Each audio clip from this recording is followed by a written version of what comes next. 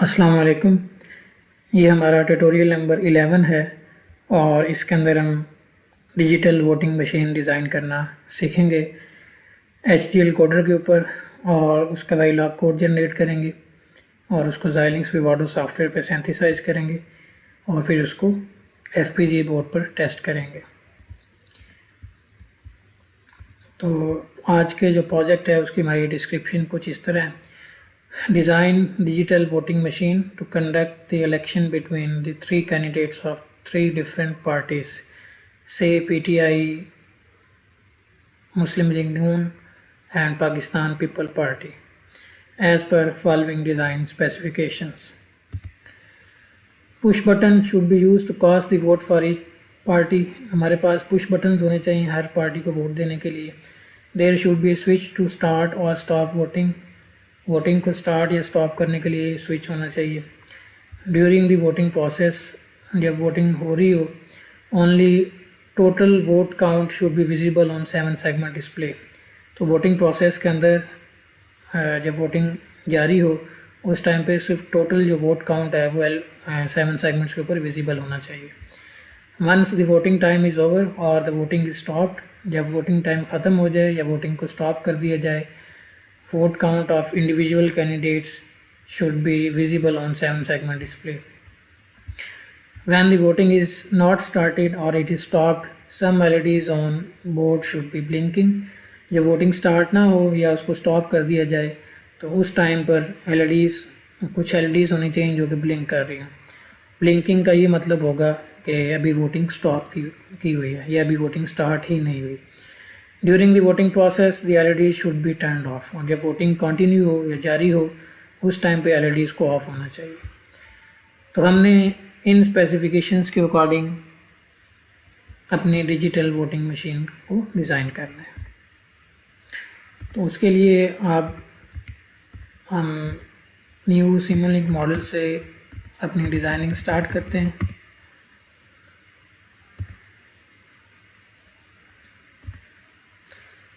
और मैं direct state flow पे चला जाता हूँ, तो ये जो प्रॉब्लम है ये स्टेट मशीन के थ्रू सॉल्व होगा, और इसका नाम मैं रख देता हूँ ट्यूटोरियल नंबर 11। ओके जी, तो अब इन स्पेसिफिकेशंस के अकॉर्डिंग हम अपनी स्टेट मशीन उसको डिज़ाइन करेंगे।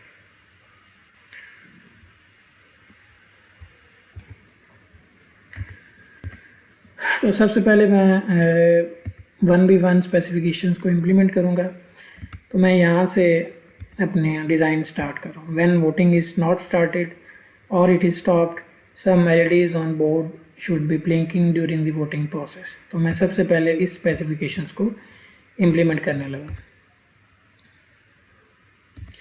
तो उसके लिए हमारे पास ये एक स्टेट मशीन होनी चाहिए। अज्यूम करें इसकी इनिशियल स्टेट S0 है, और अब आपने ये यहाँ पे लिखा है सम LEDs, ये नहीं बताया हुआ कि आपने 10 LEDs लेनी है, 5 LEDs लेनी है, या कितनी LEDs लेनी है। तो मैं अज्यूम कर रहा हूँ कि 12 LEDs मैं ले रहा हूँ जिनको हम ब्लिंक करवाएंगे। हमारे बोर्ड के ऊपर टोटल 16 LEDs अवेलेबल हैं, तो 12 LEDs मैं यूज़ कर रहा हूँ उनको ऑन ऑफ करवाने के लिए या ब्लिंक करवाने के लिए। तो यहाँ पर मैं एक वेरिएबल बना लेता हूँ LEDs, और उसमें कांस्टेंट वैल्यूज़ C0 सेव करवा लेता हूँ।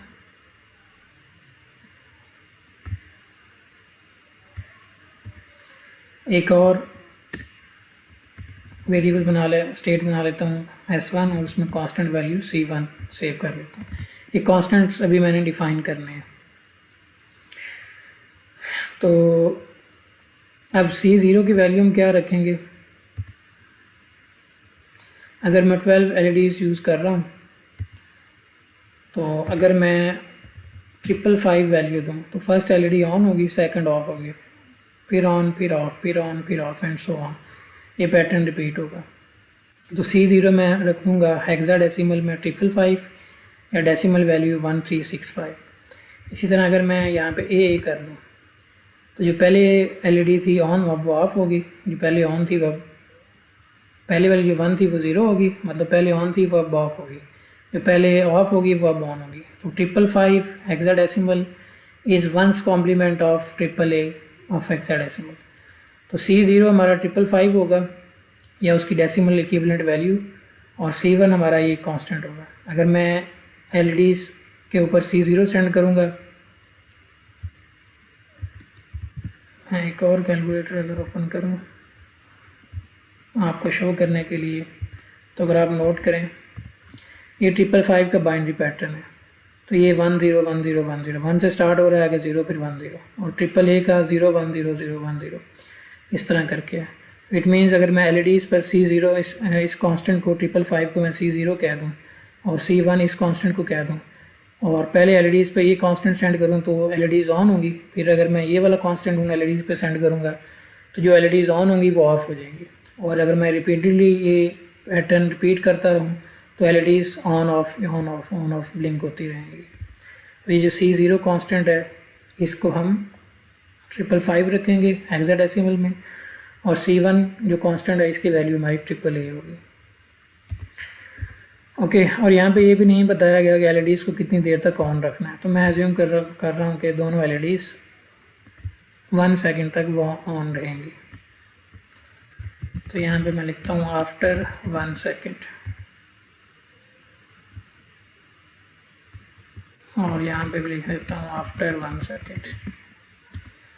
तो S0 स्टेट हमारी मेंटेन रहेगी फॉर 1 सेकेंड, फिर S1 स्टेट रहेगी मेंटेन फॉर 1 सेकेंड। 1 सेकेंड तक ये C0 कांस्टेंट LEDs पे जाएगा, तो आधी LEDs ऑन होंगी और आधी ऑफ होंगी। तो उसके 1 सेकेंड के बाद S1 स्टेट में स्टेट मशीन आ जाएगी, तो उन LEDs पे C1 कांस्टेंट जाएगा, और C1 हमारा AAA है। तो जो LEDs पहले ऑन थी वो ऑफ हो जाएंगी, जो ऑफ थी वो ऑन हो जाएंगी, और यही पैटर्न बार बार रिपीट होता रहेगा, और ये पैटर्न हमारी LEDs को ब्लिंक करवाएगा। ओके, तो अब ये पैटर्न होना चाहिए जब यहाँ पे ये कंडीशन थी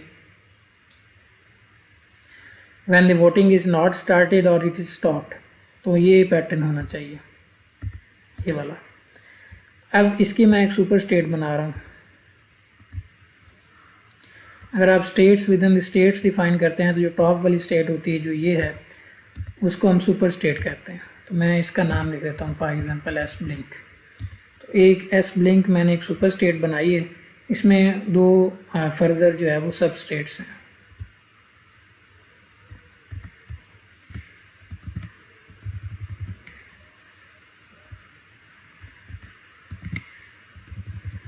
और एक और मैं यहाँ पे स्टेट बना रहा हूँ, एक एस ब्लिंक है स्टेट, जब वोटिंग नहीं हो रही आप ये अज्यूम कर सकते हैं, और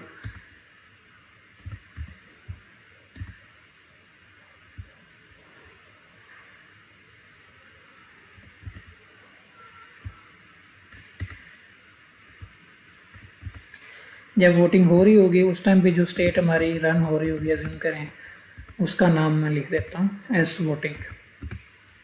इस एस ब्लिंक स्टेट से हमने एस वोटिंग स्टेट पे कब जाना है वो हमारा स्टार्ट या स्टॉप कंडीशन डिफाइन करेगी। When voting is not started और इट इज़ स्टॉप्ड, और there should be some switch to start और स्टॉप द वोटिंग। तो बेसिकली जो स्टार्ट या स्टॉप का स्विच है वो डिसाइड करेगा कि हम ब्लिंक स्टेट में हैं या हम वोटिंग स्टेट में। तो यहाँ पे मैं अपना अज्यूम करें कि जो स्विच है उसका नाम लिख देता हूँ स्टार्ट स्टॉप। अगर स्विच हमारा ऑन होगा, A1 होगा, A1 का मतलब है 1 या ऑन, A1 भी कांस्टेंट है, अभी इसकी वैल्यू मैं 1 डिफाइन कर दूँगा, लॉजिकल 1। तो हम एस ब्लिंक स्टेट से एस वोटिंग स्टेट पे चले जाएंगे, और जैसे ही हमारा ये जो स्विच है स्टार्ट स्टॉप ये A0 हो जाएगा, मतलब स्विच की वैल्यू 0 हो जाएगी, तो हम वोटिंग स्टेट से दोबारा ब्लिंक स्टेट में आ जाएंगे। इट मीन्स कि जब हमारा ये स्टार्ट स्टॉप हमारा स्विच होगा, इनपुट है, जब ये स्विच 1 है तो हम वोटिंग करवा रहे हैं, और जब ये स्विच 0 हो जाएगा तो हम ब्लिंक करवा रहे हैं।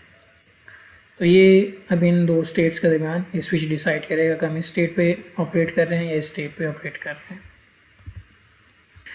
ओके, अब जिस तरह ये हमारी सुपर स्टेट है एस ब्लिंक, तो ये एस वोटिंग स्टेट भी हमारी सुपर स्टेट है। अब इसके अंदर मैं अपनी स्टेट्स को डिफाइन करूँगा कि जब वोटिंग होगी तो कैसे होगी।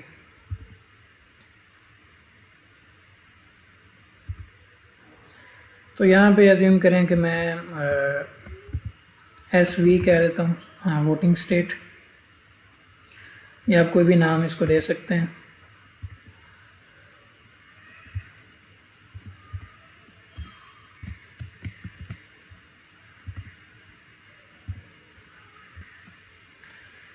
अब मैं इस कंडीशन को इम्प्लीमेंट करने लगा हूँ। Push button should be use to cast the vote for each party. हर पार्टी के लिए एक पुश बटन होना चाहिए। अगर वो पुश बटन प्रेस होगा तो उस पार्टी के वोट में इंक्रीमेंट होना चाहिए। तो जिस पार्टी का भी पुश बटन प्रेस हो उस पार्टी का जो वोट है वो इंक्रीमेंट होना चाहिए। तो अज्यूम करें कि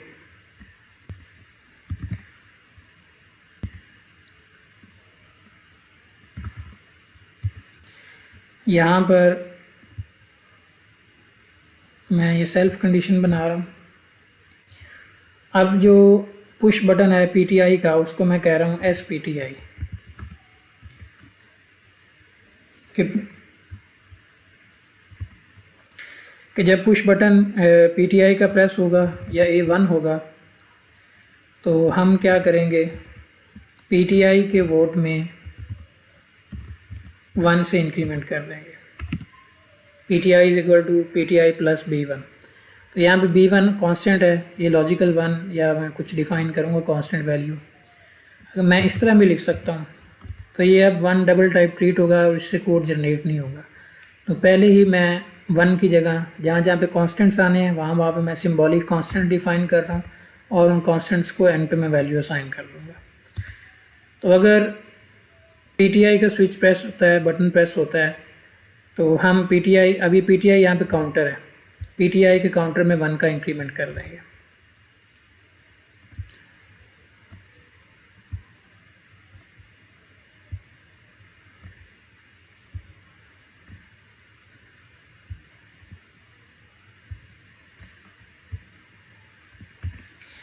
इसी तरह अब ये अगर PTI का स्विच या पुश बटन प्रेस हुआ है या 1 हुआ है तो उसके काउंटर में इंक्रीमेंट होगी।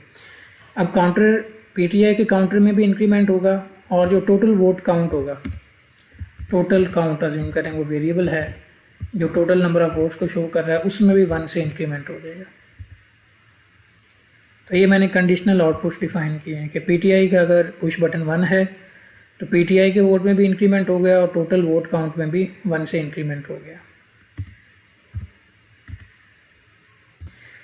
अब यही मैं रिपीट करूँगा for Muslim League Noon. Assume करें मैं इसी को कॉपी कर लेता हूँ और यहाँ पर लिख देता हूँ। ये अब इसकी कंडीशन है, यहाँ पे लिखूँगा SMN। अगर मुस्लिम लीग नून का स्विच या पुश बटन प्रेस हुआ है और वो 1 है तो हम MN हमारा काउंटर है, तो मुस्लिम लीग नून के वोट में 1 से इंक्रीमेंट कर दें और साथ टोटल काउंट में भी 1 से इंक्रीमेंट कर दें। और लास्ट हमारे पास पीपल पार्टी है, तीसरी पार्टी। मैं यहाँ पे दोबारा कॉपी पेस्ट करता हूँ और यहाँ पर लिखता हूँ पाकिस्तान पीपल पार्टी का अगर स्विच ऑन हुआ है तो हम उसके वेरिएबल के अंदर या उसके काउंटर में 1 से इंक्रीमेंट कर देंगे और साथ ही टोटल काउंटर के अंदर भी 1 से इंक्रीमेंट कर देंगे। ओके जी, तो ये सिंपल सी लॉजिक हमने बना दी कि 3 काउंटर बनाए हैं, ये PTI, MN और ये PPP, ये दरअसल काउंटर वैल्यूज़ हैं। तो और ये SPTI ये स्विच है, ये पुश बटन है, SMN ये भी पुश बटन है, SPPP ये भी पुश बटन है। तो जब भी कोई किसी भी पार्टी का पुश बटन प्रेस होगा तो उस पार्टी के काउंटर में 1 का इंक्रीमेंट हो जाएगा। और अब मैं स्टेट आउटपुट डिफाइन कर लेता हूँ, ये सारी कंडीशनल आउटपुट्स थी। तो अब मैं यहाँ पे स्टेट आउटपुट डिफाइन करता हूँ। तो LEDs जब वोटिंग हो रही हो तो LEDs को ऑफ होना चाहिए और उसको मैं C2 कांस्टेंट के साथ रिप्रेजेंट कर रहा हूँ। ऑफ का मतलब है कि सारी LEDs 0 होनी चाहिए।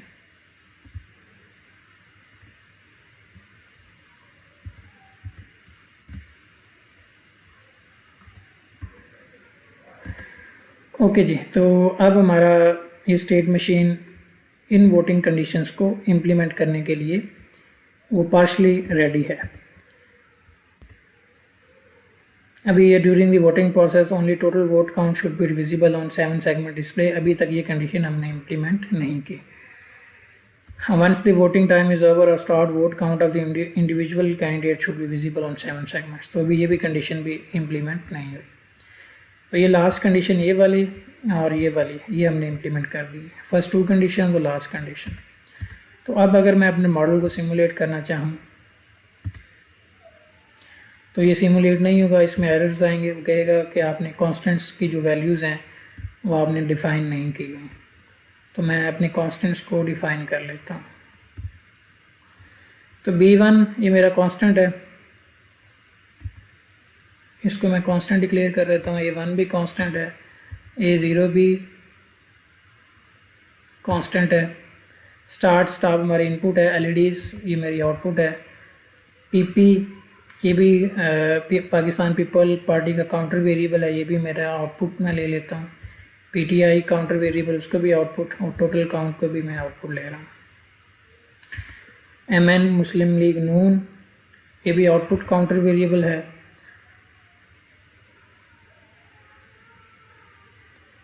SMN switch of Muslim League Noon तो ये हमारी इनपुट है।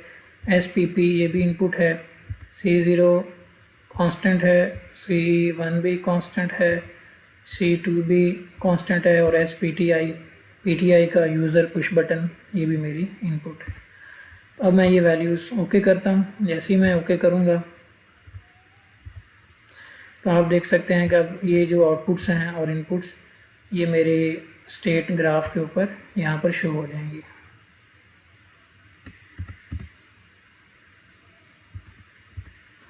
इसका बेशक आप नाम चेंज कर दें, ये voting digital voting FSM state machine. Okay, अभी हमने ये जो कांस्टेंट्स वगैरह रखे हैं ये जस्ट यहाँ पर डिफ़ाइन किया, इनको वैल्यूज़ असाइन नहीं की। तो अब मैं यहाँ पर मॉडल एक्सप्लोरर में जा रहा हूँ और कांस्टेंट्स की वैल्यूज़ को असाइन कर रहा हूँ। तो सबसे पहले मेरा A1 कांस्टेंट है, तो इसको मैं डिफ़ाइन करता हूँ बूलियन टाइप और इसको भी डिफ़ाइन करता हूँ A0 का भी बूलियन टाइप। और A1 की वैल्यू लिख देता हूँ लॉजिकल इनिशियल कंडीशन है कांस्टेंट वैल्यू लॉजिकल 1 और यहाँ पर लॉजिकल 0 ये डिफ़ाइन कर देता हूँ। इसके बाद B1 कांस्टेंट है जो कि मैं यहाँ पर इंक्रीमेंट कर रहा हूँ MN में, PTI के काउंटर में, PP के काउंटर में। तो ये बेसिकली इंक्रीमेंट वेरिएबल है। तो इसको डिफ़ाइन करने से पहले मैं अपने जो काउंटर वेरिएबल्स हैं PTI का, PP का और MN का, इनका साइज़ डिफ़ाइन कर लेता हूँ। तो मैं एज्यूम कर लेता हूँ कि ये 6 बिट के काउंटर हैं। आप कोई भी साइज़ ले सकते हैं। तो आप इसको ऐसे लिख सकते हैं F5XD fix U fix 6। It means कि मैंने PTI के लिए एक 6 बिट का काउंटर डिफ़ाइन कर रहा हूँ। इस तरह MN के लिए भी 6 बिट का काउंटर और PP के लिए भी 6 बिट का काउंटर और जो टोटल काउंट है वेरिएबल उसके लिए भी मैं 6 बिट ही यूज़ कर रहा हूँ। अब मैं क्योंकि इन वेरिएबल्स को 6 बिट्स के साथ रिप्रेजेंट कर रहा हूँ, इट मीन्स के मैं मैक्सिमम काउंट वैल्यू रिप्रेजेंट कर सकता हूँ वो 63 तक काउंटिंग वैल्यू है कि PP वेरिएबल ये तीनों काउंटर वेरिएबल्स और टोटल काउंट मैक्सिमम 0 से लेकर 63 तक इनकी वैल्यूज़ जा सकती हैं। तो आप अगर इनका साइज़ बढ़ाना चाहें तो आप बढ़ा सकते हैं, उसमें कोई इशू नहीं है। तो अभी इनको मैंने 6 बिट की जो वैल्यूज़ हैं वो असाइन की। अब क्योंकि ये B1 वेरिएबल इनमें इंक्रीमेंट करने के लिए यूज़ हो रहा है तो इसका जो साइज़ है वो भी मैं 6 बिट का ले रहा हूँ। फिक्स DT U फिक्स 6 के B1 वेरिएबल को भी 6 बिट का यूज़ कर रहा हूँ। अब B1 क्योंकि कांस्टेंट है तो इसकी वैल्यू को मैं असाइन करूँगा। F1 वैल्यू अनसाइन नंबर है, 6 बिट का है और फ्रैक्शनल पार्ट इसमें 0 है। तो ये इसकी मैंने ये देखें ये वैल्यू इसकी आ गई। फिक्स्ड पॉइंट में 6 बिट के साथ इस 1 को मैंने रिप्रेजेंट कर दिया। अब ये C0 कांस्टेंट है, C1 C2 ये मैंने अभी आपको थोड़ी देर पहले एक्सप्लेन किया कि 12 बिट्स के नंबर हैं। 555 ये हमारा C0 है, AAA ये हमारा C1 है और 0 हमारा C2 होगा। तो ये 12 बिट का नंबर है। तो यहाँ पर इन कांस्टेंट्स को C0 को मैं 12 बिट्स के साथ रिप्रेजेंट कर रहा हूँ, C1 को भी 12 बिट्स के साथ और C2 को भी 12 बिट्स के साथ रिप्रेजेंट कर रहा हूँ। C12 की जो इनिशियल वैल्यू है वो 0 है, 0 वैल्यू अनसाइंड है, 12 बिट है और फ्रैक्शनल पार्ट इसका 0 है। तो इसको मैं अप्लाई कर देता हूँ। इसके बाद C0 हमने 555 रखना था और 555 की डेसिमल वैल्यू बनती है 1365। तो मैं यहाँ पर वैल्यू लिखता हूँ इसकी 1365। C1 हमारा AAA था और AAA की डेसिमल वैल्यू कितनी बनती है 2730 डेसिमल। तो यहाँ पे आपने डेसिमल वैल्यू एंटर करनी है 2730। तो ये मैंने अप्लाई कर दिया। तो आप देखें मैंने सारे कांस्टेंट्स अपने डिफाइन कर दिए, A0 A1 B1 C0 C1 C2।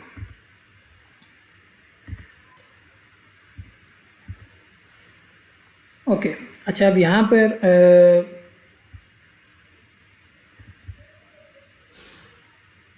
ये जो आपको ये लाइन या एरोहेड नज़र आ रही है ये रीसेट स्टेट। अब वो ये इस पर रेड साइन इस वजह से आ रहा है, वो कह रहा है कि आपकी ये एस वोटिंग स्टेट भी सुपर स्टेट है और एस ब्लिंक स्टेट भी सुपर स्टेट है, इन दोनों में से रीसेट स्टेट आपने किसको रखना है। तो मैं इस स्टेट को रीसेट स्टेट कह देता हूँ। अब देखें वो रेड साइन ख़त्म होगा क्योंकि हमने एस वोटिंग और एस ब्लिंक में से ये बता दिया कि जब हमारा सिस्टम रीसेट होगा तो हम एस ब्लिंक से अपना ऑपरेशन स्टार्ट करेंगे और जब स्टार्ट या स्टॉप स्विच 1 होगा तो हम इधर जाएंगे। इसके बाद मैं यहाँ पर जब इस स्टेट के अंदर आऊँगा एस वोटिंग स्टेट में, तो आप रीसेट स्टेट पे अपनी इनिशियल वैल्यूज़ भी डिफ़ाइन कर सकते हैं। तो मैं इनिशियली जो PTI का काउंट है उसको B0 कह रहा हूँ कि वो 0 होगा। इसी तरह मुस्लिम लीग नून का जो काउंट है वो भी B0 होगा, तो उसमें 0 लोड होना चाहिए। और पाकिस्तान पीपल पार्टी का जो काउंटर है वो भी 0 होना चाहिए और टोटल काउंट वो भी 0 होना चाहिए। अब ये B0 मैंने एक कांस्टेंट डिक्लेयर किया है, तो इसको भी मैं यहाँ पर ही एडजस्ट कर देता हूँ कि जैसे ही हमारा सिस्टम रीसेट होगा तो इन काउंटर्स की वैल्यू 0 हो जानी चाहिए। और क्योंकि ये B0 अभी हमने डिफ़ाइन नहीं किया, अगर मैं दोबारा रन करूँगा तो दोबारा एरर आएगा। वो कह रहा है कि जी आपने ये PPT नहीं है PP है। अगर मैं दोबारा इसको रन करूं वो कहेगा कि आपका जो B0 कांस्टेंट है वो अभी भी अनडिफाइंड है। मैं इसको कांस्टेंट डिक्लेयर करता हूं, ओके, और इसकी वैल्यू यहाँ पर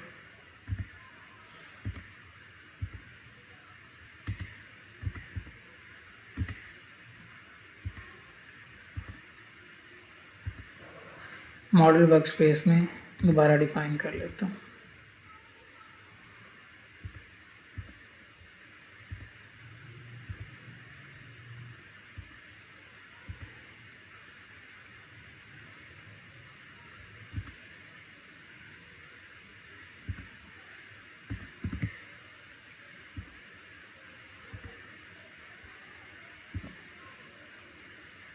मॉडल एक्सप्लोरर,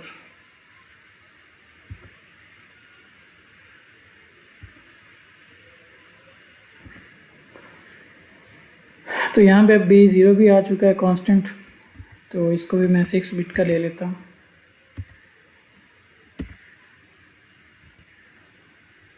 और जो इसकी इनिशियल वैल्यू है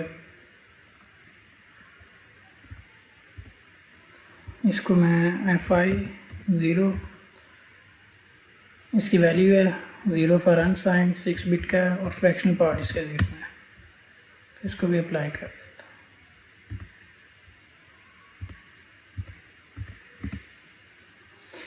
तो अब इस स्टेट मशीन के अंदर जो हमने कांस्टेंट्स वगैरह डिक्लेयर किए, यहाँ पर उनको हमने मॉडल एक्सप्लोरर के अंदर हमने डिफ़ाइन कर दिया।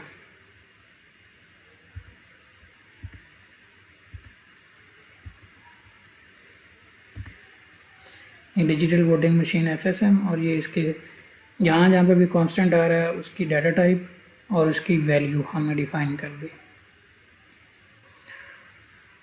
उसके बाद जो हमारा SPTI, SPP और SMN ये पुश बटन्स हैं, अभी इनकी मैंने टाइप डिफ़ाइन नहीं की। ये हम एक्सटर्नल भी डिफ़ाइन यहाँ पे भी डिफ़ाइन कर सकते हैं और एक्सटर्नल इनपुट पे भी डिफ़ाइन कर सकते हैं। तो यहाँ पर अगर इसकी मैं स्टेट्स को भी आउटपुट डिक्लेयर कर दूँ,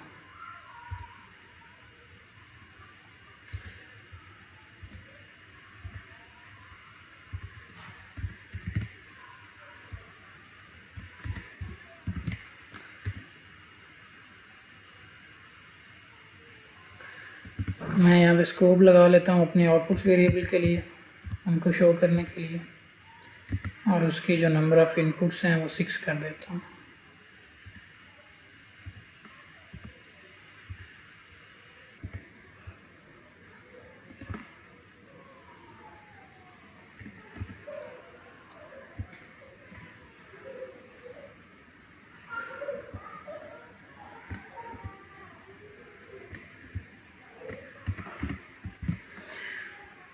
तो ये मैंने आउटपुट्स कनेक्ट कर दी। अब मैं इनपुट्स मैंने अप्लाई करनी है, तो स्टार्ट और स्टॉप बटन के लिए मैं स्टेप इनपुट यूज़ कर रहा हूँ।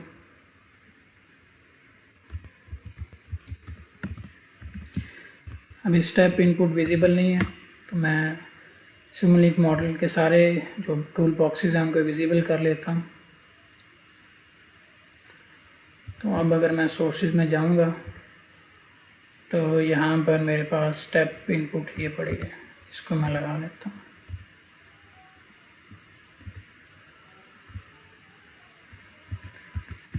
और डाटा टाइप कन्वर्जन, ये डबल टाइप इनपुट है। अज्यूम करें फाइनल वैल्यू 1 है, इनिशियल टाइम मैं ले लेता हूँ, फर्स्ट करें 8 सेकंड तक ये 0 वैल्यू रहेगी और 8 सेकंड के बाद ये 1 हो जाएगी। और यहाँ पर मैं इस ब्लॉक की जो आउटपुट है वो बूलियन डिफ़ाइन कर देता हूँ। अब ये बूलियन मैं कनेक्ट कर रहा हूँ, बूलियन टाइप जो ब्लॉक की आउटपुट है स्टार्ट या स्टॉप स्विच के साथ। तो बेसिकली ये मेरा स्टार्ट या स्टॉप है, स्टार्ट स्टॉप स्विच, वोटिंग को स्टार्ट करने के लिए या स्टॉप करने के लिए।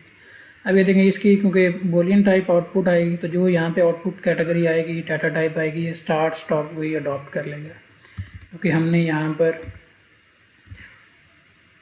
मॉडल एक्सप्लोरर में ये देखें ये लिखा हुआ है start stop inherit same as Simulink. जो सिमुलिंक से डाटा टाइप आर होगा ये स्विच वही उसकी डाटा टाइप बन जाएगी। तो यहाँ पे क्योंकि हमने बूलियन रखा है तो ये start stop automatically boolean type हो जाएगा। उसके बाद ये SMN स्विच या button to input the vote for Muslim League Noon. तो ये भी आप अज्यूम करें कि मैं यहाँ पर ये रिपीटिंग सीक्वेंस स्टेयर ये वाला ब्लॉक इनपुट के लिए ले लेता हूँ, और इसकी भी जो कैटेगरी है मैं बूलियन टाइप भी फाइन कर देता हूँ। और यहाँ पे आपने रिपीटेड वैल्यूज़ देनी है। अज्यूम करें कि पहले 0 0 रहे इस स्विच पे, फिर 2 1 आए, फिर 0 आए, फिर 0 आए। तो मैं कुछ वैल्यूज़ यहाँ पर दे देता हूँ। तो ये पैटर्न रिपीटेडली SMN पर अप्लाई होगा।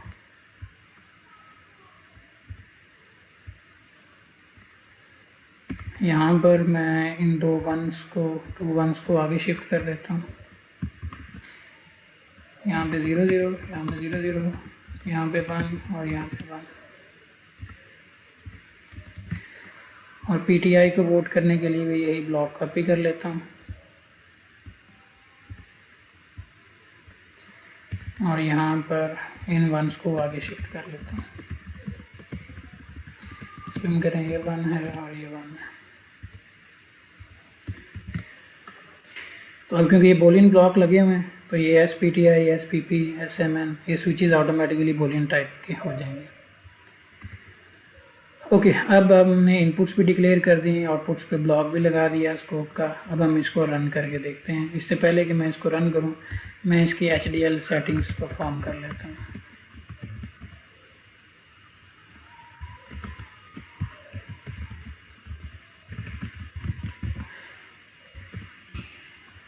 ये सेटिंग्स होगी। अभी भी सेटिंग्स के अंदर अगर आप देखेंगे तो जो यहाँ पर सैम्पलिंग पीरियड होगा वो ऑटो पे आर होगा, तो उसको मैं 0.1 सेकेंड रख लेता हूँ just for the sake of simulation. It means कि अब ये simulation after every 0.1 second run होगी। ये जो क्लॉक पीरियड मैं ले रहा हूँ इस टाइम पे वो 0.1 सेकेंड है। ओके, अगर मैं अभी इसको रन करूँ तो अभी भी एरर आया। वो कह रहा है कि आपकी इस असाइनमेंट में एरर है, PTI + B1, क्योंकि ये भी 6 बिट का है, ये भी 6 बिट का है, और जब दो आप 6 बिट के नंबर्स ऐड करते हैं तो आंसर 6 बिट से ग्रेटर हो सकता है। तो इस वजह से यहाँ पे मुझे एक्सप्लिसिटली जो PTI ये आउटपुट वेरिएबल है इसकी डाटा टाइप को करेक्ट करना है। तो मैं यहाँ पे FI लिखता हूँ, FI PTI + BI, इसका आंसर एवेल्यूएट करें। ये अनसाइंड नंबर है, आंसर इसका 6 बिट में दें और इसका फ्रैक्शनल पार्ट 0। इसी तरह यहाँ पे करता हूँ FI TC + B1, इसका आंसर कैलकुलेट करें। ये अनसाइंड नंबर है, 6 बिट में आंसर दें और इसका फ्रैक्शनल पार्ट 0 है। तो यहाँ पे अब मैं एक्सप्लिसिटली ये जो एडिशन हो रही है इसका आंसर 6 बिट में कन्वर्ट कर रहा हूँ। तो यहाँ पर मैं इसको दोबारा कॉपी कर लेता हूँ क्योंकि ये आगे रिपीटेडली यूज़ हो रहा है।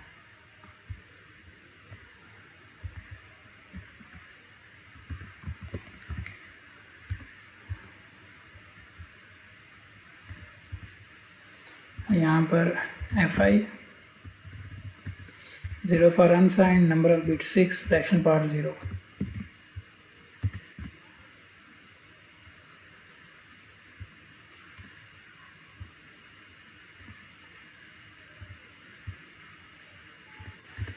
और सेम यही इधर नीचे रिपीट करेंगे।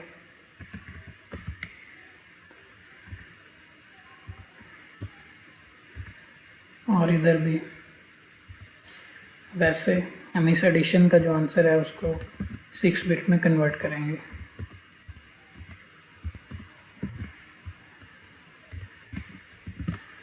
ओके जी, तो अभी मैंने इसकी जो एडिशन इंक्रीमेंट हो रहा था वो बताया कि इंक्रीमेंट का जो आंसर है वो 6 बिट में ही आपने देना है।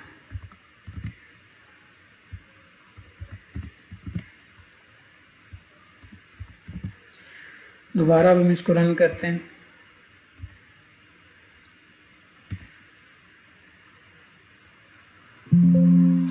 ओके, तो अभी हमारा जो मॉडल है वो रन हो चुका है। तो अगर मैं अब इसकी आउटपुट चेक करूं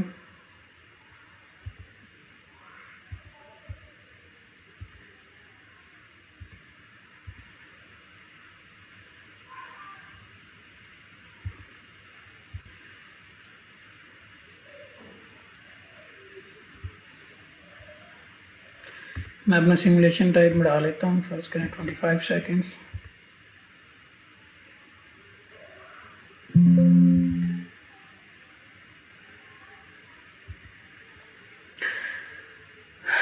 ओके जी, तो मैं अब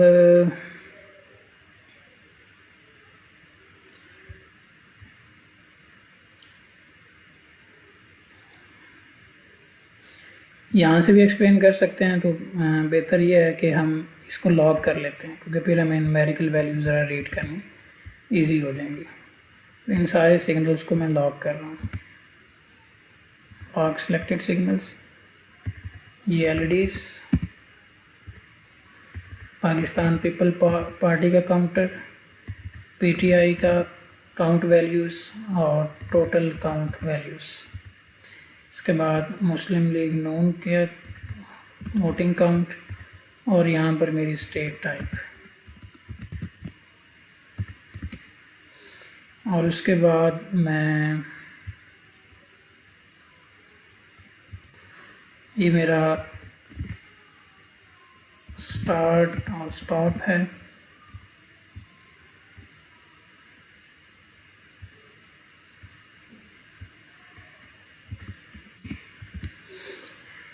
और यहाँ पे मैं लिख देता हूँ ये SMN, ये SPP इनपुट और ये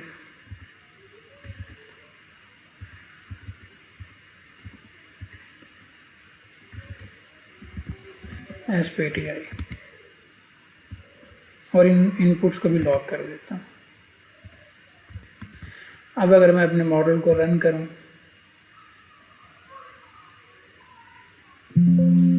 लॉजिक एनालाइज़र पर मेरी आउटपुट्स आ चुकी होंगी।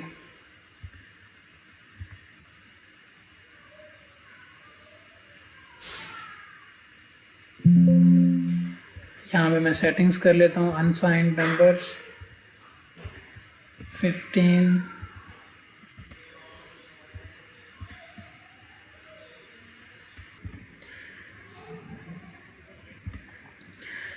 तो ये हमारी अब LEDs का अगर पैटर्न नोट करें तो पहले 1365 वैल्यू बेसिकली 555 एग्ज़ा में है, फिर 2730, फिर 1365, फिर 2730, ये 555 है, ये AAA है, ये 555 है, AAA एंड सो ऑन। और ये इधर से अगर आप स्टेट चेक करें तो हमारी LEDs ब्लिंकिंग स्टेट में है।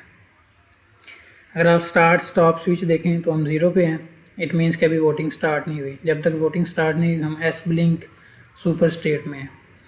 और आप देख सकते हैं कि रिपीटेडली 555, अगर आप यहाँ से जस्ट इसकी हेक्सा वैल्यूज़ को देखना चाहें तो ये देखें, ये 555 AAA, 555 AAA, 555 AAA and so on. It means कि जब तक हम ब्लिंक स्टेट के अंदर हैं हमारी LEDs ऑन ऑफ हो रही हैं।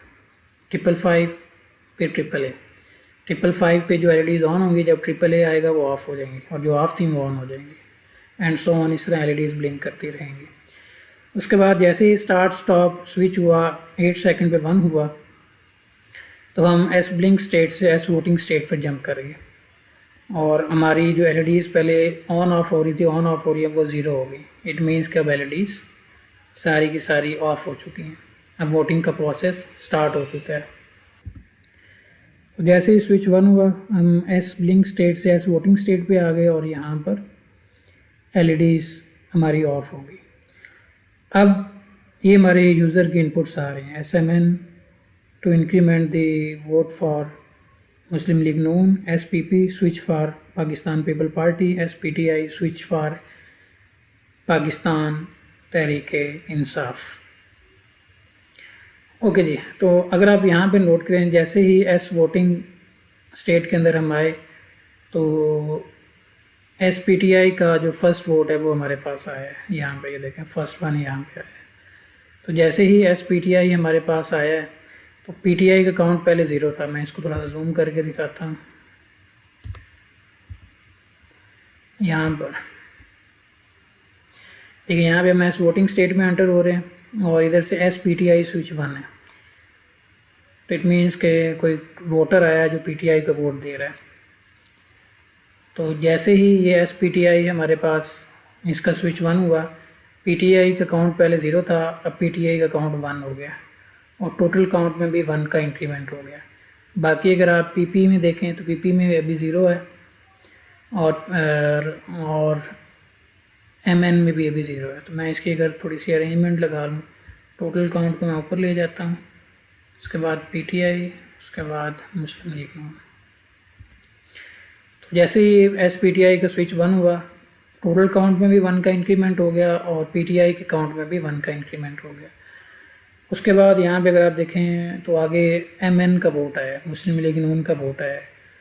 तो जैसे ही मुस्लिम लीग नून का वोट आया तो MN वेरिएबल में 1 का इंक्रीमेंट हो गया यहाँ पे।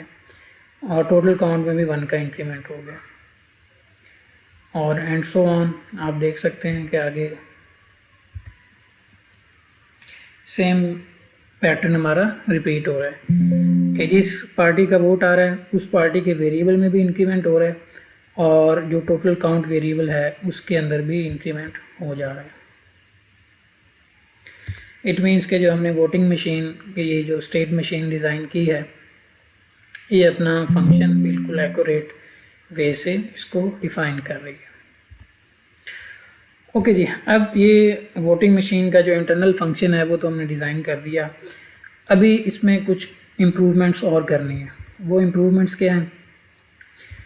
यहाँ पे आप देख सकते हैं कि हमने लिखा हुआ है कि SPTI, अगर PTI का स्विच 1 हो तो PTI के वोट में 1 से इंक्रीमेंट कर दें। इसी तरह अगर MN का वोट स्विच 1 हो तो MN के वोट में 1 से इंक्रीमेंट कर दें। इस तरह पाकिस्तान पीपल पार्टी का वोट इनपुट स्विच अगर 1 पे है तो उसके वोट में 1 से इंक्रीमेंट कर दें। अब ये पुश बटन है, अगर यूज़र फ़र्ज़ करें एक ही यूज़र है, वो ज़्यादा देर तक पुश बटन को प्रेस रखता है तो ज़्यादा देर तक ये कंडीशन वैलिड रहेगी, और यहाँ पर जो काउंटर वेरिएबल है PTI का या MN का या पाकिस्तान पीपल पार्टी का, उसमें आफ्टर एवरी 1 क्लॉक साइकिल उसमें 1 का इंक्रीमेंट होता रहेगा। इट मीन्स कि अगर यूज़र आया, एक वोटर आया, उसने पुश बटन पे हाथ रख दिया तो इट मीन्स के उसने जिस पार्टी को वोट करना है उसने तो एक वोट कास्ट करना था, अगर उसने पुश बटन दबाई रखा तो वो उस पार्टी का जो काउंटर वेरिएबल है वो तो इंक्रीमेंट होता रहेगा। तो यहाँ पर थोड़ा सा फ्लॉ है। यहाँ पे हमने एक इस तरह मेक श्योर करेंगे कि यूज़र जब एक दफ़ा पुश बटन प्रेस करेगा, चाहे वो जितनी देर तक मर्ज़ी उसको दबाए रखे, हमारा जो उस पार्टी का काउंटर वेरिएबल है वो जस्ट 1 से ही इंक्रीमेंट हो, उसमें 1 से ज़्यादा का इंक्रीमेंट ना हो। तो उसके लिए हम यहाँ पे भी लॉजिक डिफ़ाइन कर सकते हैं। तो बेसिकली अब हम एक ऐसा सर्किट डिज़ाइन करने लगे हैं जो कि पुश बटन को इनपुट लेगा, उसको डिटेक्ट करेगा जब पुश बटन प्रेस हुआ है, और आउटपुट पर जस्ट पे वो सिंगल पल्स देगा। वो पल्स हम यहाँ पर इनपुट के तौर पर उसको यूज़ करेंगे। तो मैं अगर एक सैम्पल वेवफॉर्म ड्रा करूँ, अभी हम सर्किट ड्रा करने लगे हैं, सर्किट डिज़ाइन करने लगे हैं। वो क्या करेगा, वो इनपुट लेगा कोई भी पुश बटन और आउटपुट देगा एक सिंगल पल्स। यहाँ पे उसकी इनपुट होगी एक पुश बटन,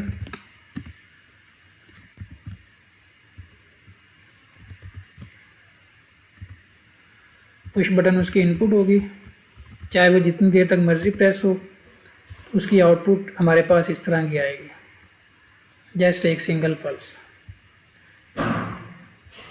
तो अब आप कह सकते हैं कि इनपुट आपके पास इस तरह की हो सकती है कि यूज़र ने ज़्यादा देर तक स्विच को 1 रखा, लेकिन जो आउटपुट है वो जस्ट एक पल्स आएगी फॉर 1 क्लॉक साइकिल। अगर यूज़र दोबारा से इसको करेगा हाई ज़्यादा देर तक तो फिर एक नई पल्स आ जाएगी। जब भी यूज़र इनपुट देगा तो आउटपुट पर जस्ट एक पल्स आएगी। तो ये ब्लॉक हम डिज़ाइन करना लगे हैं कि वो पुश बटन को इनपुट ले, ये पुश बटन चाहे जितनी देर तक मर्ज़ी 1 रहे। तो ये ब्लॉक हमें जस्ट जब भी पुश बटन की प्रेस होगा, डिटेक्ट होगा कि पुश बटन प्रेस हुआ है, ये एक पल्स दे देगा। जब ये ब्लॉक हमें एक पल्स देगा तो इट मीन्स ये ब्लॉक हम यहाँ पे लगाएंगे तो हमारी इंटरनल लॉजिक को ये पल्स सिर्फ थोड़ी देर के लिए या एक क्लॉक साइकिल के लिए ये पल्स मिलेगी। तो जस्ट PTI या किसी भी पार्टी के काउंटर वेरिएबल में जस्ट 1 का इंक्रीमेंट होगा। तो इस ब्लॉक को कैसे हम डिज़ाइन करेंगे, तो इसको मैं अलहदा से डिज़ाइन कर रहा हूँ। ये ब्लॉक भी हम स्टेट मशीन के थ्रू डिज़ाइन करेंगे।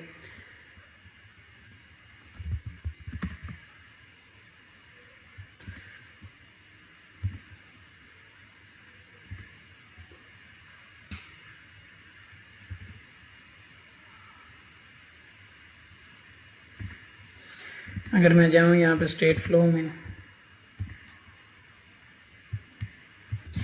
इसको मैं सेव कर लेता हूँ। For example single clock pulse generator.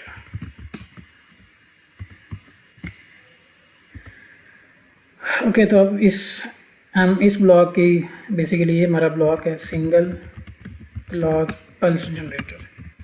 अब हम इसकी स्टेट मशीन डिज़ाइन करने लगे हैं या इसकी लॉजिक बनाने लगे हैं।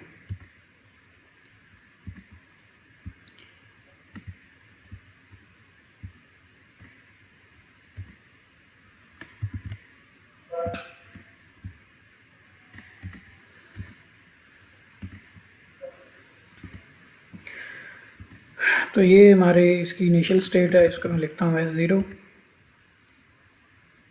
इस ब्लॉक की एक इनपुट होगी, उसका नाम अज्यूम करें मैं पल्स लिख लेता हूँ, और जो इसकी आउटपुट है जो इसकी आउटपुट है वो पल्स वेरिएबल होगा। ये पल्स है, ये पल्स इस ब्लॉक की आउटपुट है, यहाँ पे ये पल्स आ रही है, और इसके इनपुट पुश बटन है PB में, उसको लिख लेता हूँ। तो इनिशियली रीसेट स्टेट में मैं लिखता हूँ जी कि जो पल्स मेरी आउटपुट है उसकी वैल्यू 0 है, जिसको मैं ये 0 कांस्टेंट के साथ डिफाइन कर दूँगा।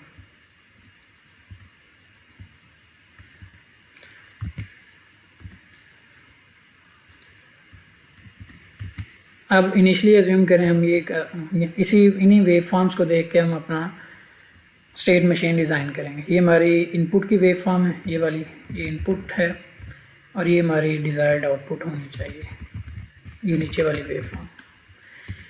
तो अगर यहाँ पे आप देख सकते हैं अगर इनपुट 0 है तो आउटपुट 0 ही रहनी चाहिए इस यहाँ पर। तो मैं यहाँ पे ये कंडीशन लिखता हूँ।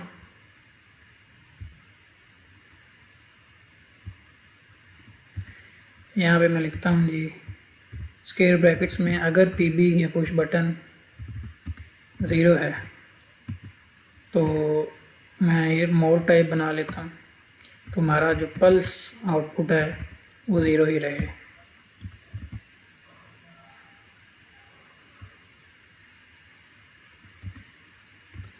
ये देखें जब तक अब PB हमारा 0 रहेगा हमारी पल्स आउटपुट 0 रहेगी।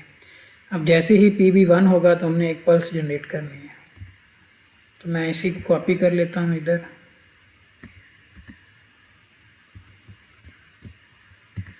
तो यहाँ मैं पल्स आउटपुट को 1 कर देता हूँ, और इस स्टेट से स्टेट पे हम कब जंप करेंगे, जब हमारा PB की वैल्यू जो है वो 1 हो जाएगी।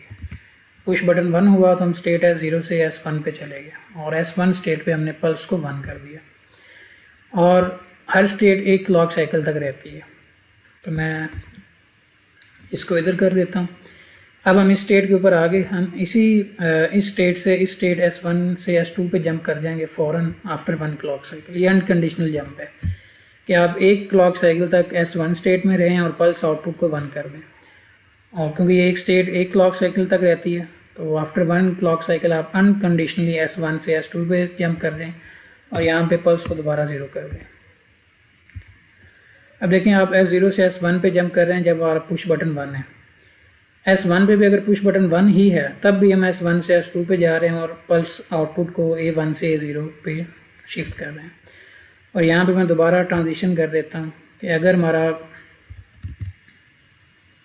इधर चले कर देते हैं कि अगर हमारा पुश बटन अभी भी 1 है तो आप इसी स्टेट में रहें, और इस स्टेट पे अगर पुश जब तक अब इट मीन्स के पुश बटन यहाँ पे हमारा 1 हुआ तो हम यहाँ तक हमारी S0 स्टेट थी। जैसे ही पुश बटन 1 हुआ हम S1 स्टेट पे चले गए और पल्स को हाई कर दिया, और अगले ही लम्हे या अगले ही क्लॉक साइकिल हम दोबारा S2 स्टेट पे चले गए, और S2 स्टेट पे हमारा पल्स दोबारा 0 हो गई, और इसी S2 स्टेट पे हम दोबारा रह रहे हैं जब तक हमारा पुश बटन 1 है। जब तक पुश बटन 1 है हम इसी स्टेट में रह रहे हैं और आउटपुट को हमने 0 कर दिया।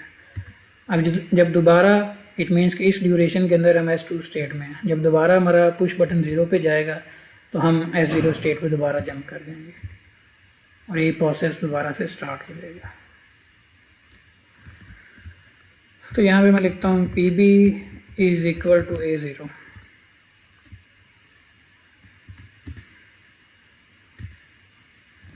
अगर S2 स्टेट पे दोबारा पुश बटन 0 होता है तो आप S2 से S0 पे जंप कर दें और S0 पे दोबारा A0 है। अगर दोबारा S0 पर पुश बटन 1 होता है तो S0 से हम S1 पे जाएंगे, और ये जो S1 स्टेट है ये ओनली फॉर 1 क्लॉक साइकिल तक रहेगी,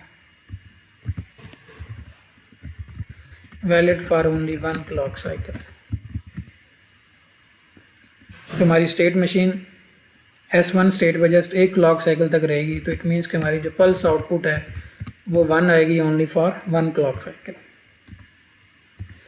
तो अब अगर मैं इसको रन करूं तो एरर्स आएंगे, वो कहेगा कि आपने कॉन्स्टेंट्स डिफाइन नहीं किए।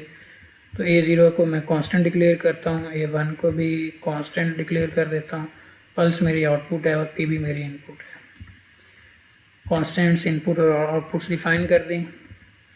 अब अगर मैं मॉडल एक्सप्लोरर में जाऊँ, A1 कांस्टेंट है तो इसको मैं बूलियन कैटेगरी डिफाइन कर देता हूँ, इसको भी बूलियन कैटेगरी, और यहाँ पर A0 की वैल्यू लॉजिकल 0 और A1 की वैल्यू मैं लॉजिकल 1 रख देता हूँ।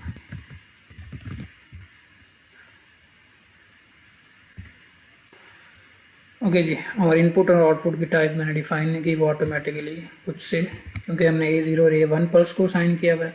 जो A0 A1 की टाइप है पल्स की वही टाइप हो जाएगी। यहाँ पर मैं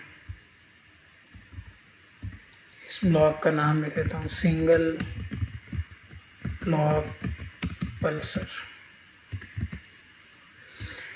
तो इसकी आउटपुट को देखने के लिए मैं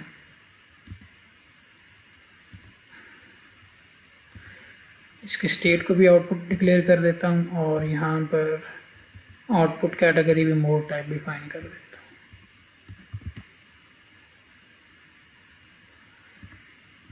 हूँ। ओके, अब मैं इनपुट देने लगा हूँ इसको। पहले स्कोप लगा के आउटपुट्स डिक्लेयर कर देते हैं। पल्स आउटपुट है, ये इसके आउटपुट है। यहाँ पर मैं अब इसको इनपुट देने लगा हूँ, तो मैं इनपुट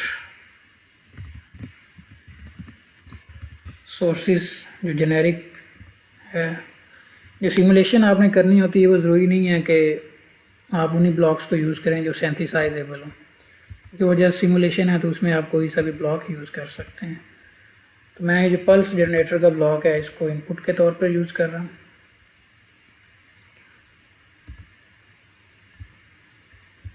और यहाँ पर इसके डाटा टाइप कन्वर्जन ब्लॉक लगा के, पल्स ब्लॉक की आउटपुट डबल टाइप है तो इसको यहाँ से मैं बूलियन कैटेगरी के अंदर कन्वर्ट कर देता हूँ। अब क्योंकि इस ब्लॉक की आउटपुट बूलियन है तो ये PB ऑटोमेटिकली बूलियन टाइप का हो जाएगा। अब इस PB की मैं सेटिंग कर लेता हूँ। अज्यूम करें कि ये 5 सेकंड, पल्स विड्थ इसके मैं 50 रख देता हूँ, अप्लाई एंड ओके। अब अगर आप इसको चलें, इसको मैं उसी तरह लॉक कर देता हूँ, इस सिग्नल को भी लॉक, इसको भी लॉक कर देता हूँ, इनके नेम यूज़ कर लेता हूँ PB, इसका नाम पल्स और इसका नाम स्टेट। तो अब अगर मैं अपने सिस्टम की सिमुलेशन करूँगा,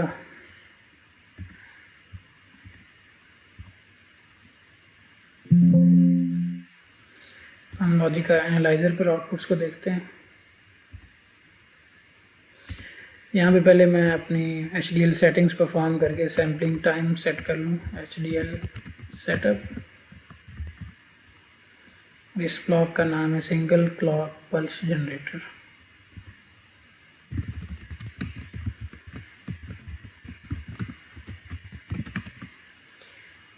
ये सेटिंग्स होगी और यहाँ पे मैं अभी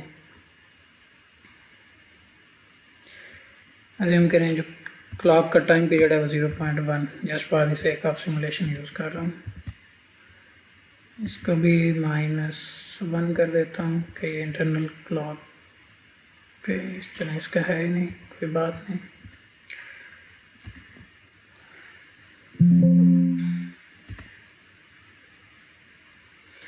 ओके जी, तो अब आप नोट करें ये PB हमारी इनपुट है। चलिए मैं इसको थोड़ा सा विजिबल कर लेता हूँ, 20 20। तो अब आप नोट करें, मैं इसको नीचे ले आता हूँ। पीबी हमारी यूज़र की इनपुट है। जब भी पीबी 1 होगा, चाहे वो जितनी देर तक मर्जी बन रहे, हमारे पास पल्स पे एक सिंगल क्लॉक साइकिल की या 0.1 सेकंड की ड्यूरेशन की पल्स आ जाएगी। तो यहाँ पे देखें पीबी 1 हुआ तो हमारे पास एक पल्स आई पल्स आउटपुट पे, फिर पीबी 0 हो गया, दोबारा मैं 0 स्टेट पे चले गए, दोबारा पीबी 1 हुआ तो हम दोबारा हमारे पास एक पल्स आ रही, चाहे पीबी जितनी देर तक मर्जी बन रहा है एक ही पल्स आ रही है, एंड सो ऑन। तो आप ये बिहेवियर वेरीफाई कर सकते हैं। फर्स्ट करें मैं 50 सेकंड सिमुलेशन कर देता हूँ।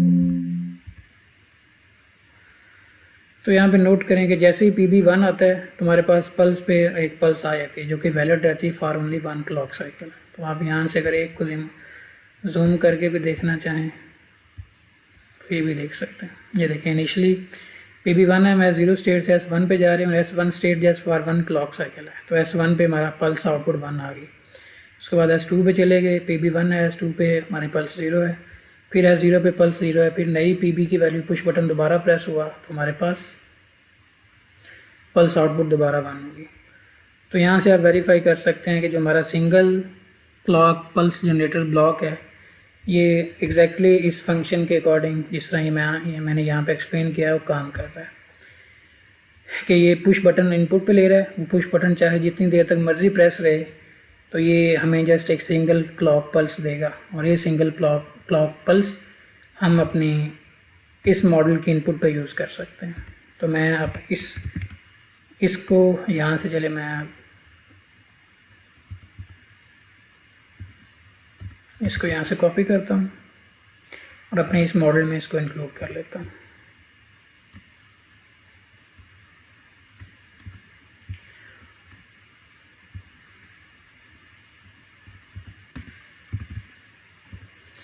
ये देखिए सिंगल क्लॉक पल्सर, ये मैंने दूसरे मॉडल में इसको इंडिपेंडेंटली डिज़ाइन किया और अपने जो डिजिटल वोटिंग मशीन है इसमें मैं इसको इंक्लूड कर रहा हूँ और ये इसके स्टेट आउटपुट ख़त्म कर रहा हूँ।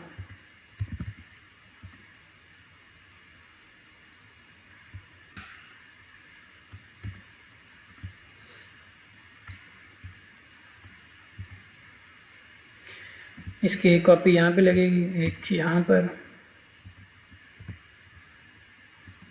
एक यहाँ पर। तो ये ब्लॉक मेक श्योर करेगा कि अगर जो यूज़र या वोटर कैंडिडेट इनपुट दे रहा है अगर उसने पुश बटन परमानेंट भी प्रेस कर दिया है तो हमारा जो वोट काउंट है जस्ट 1 से ही इंक्रीमेंट होगा, क्योंकि ये जो ब्लॉक है जस्ट सिंगल पल्स यहाँ पे देगा। जब सिंगल पल्स यहाँ पे आएगी SPTI पे तो जस्ट 1 से ही वैल्यू इंक्रीमेंट होगी। तो ये हमारा जी ये मैंने ब्लॉक इसके इनपुट पे कनेक्ट कर दिया। ओके जी, तो हमने अब उस इशू को रिजॉल्व कर दिया कि अगर कोई यूज़र परमानेंटली पुश बटन को प्रेस कर देता है तो क्या होगा।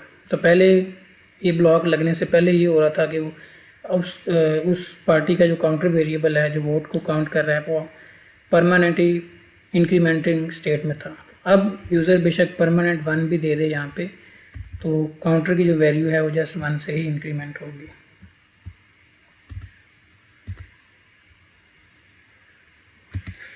अभी भी इसमें आप प्रैक्टिकल पॉइंट ऑफ व्यू से देखें तो अभी भी थोड़ा सा इसमें फ्लॉ है कि अगर एक ही यूज़र बार बार पुश बटन को प्रेस कर रहा है, ऑन ऑफ कर रहा है तो ऑटोमेटिकली काउंटर की वैल्यू को वो इंक्रीमेंट कर रहा होगा। लेकिन हम उस कंडीशन को अभी इग्नोर कर रहे हैं। हम ये अज्यूम कर रहे हैं कि यूज़र जो इनपुट देगा वो जस्ट सिंगल टाइम प्रेस करेगा और काउंटर की जो उस पार्टी का वेरिएबल है जिसको वोट कर रहा है वो जस्ट 1 से इंक्रीमेंट होगा। तो वो अंडर दी अजम्पशन है कि अब वो केस नहीं आएगा। ओके जी, तो अब हमने इसको हमने जो इनपुट वेरिएबल्स थे उनको हमने टैकल कर लिया कि परमानेंट प्रेस 1 हो तो क्या होगा। ओके जी, तो अब मैं इन दो कंडीशंस को इम्प्लीमेंट करने लगा हूँ। During the voting process only total vote count should be visible on 7 segment display. Once the voting time is over or voting is stopped, vote count of the individual candidate should be visible on 7 segment displays. तो अब इन दो conditions को implement करने लगा मैं। तो 7 segment display पे इनको डिस्प्ले करवाने के लिए हमने 7 सेगमेंट डिस्प्ले कंट्रोलर पहले डिज़ाइन किया था, तो मैं उसी को यूज़ कर लेता हूँ। ये 7 सेगमेंट डिस्प्ले कंट्रोलर, इसको कॉपी किया और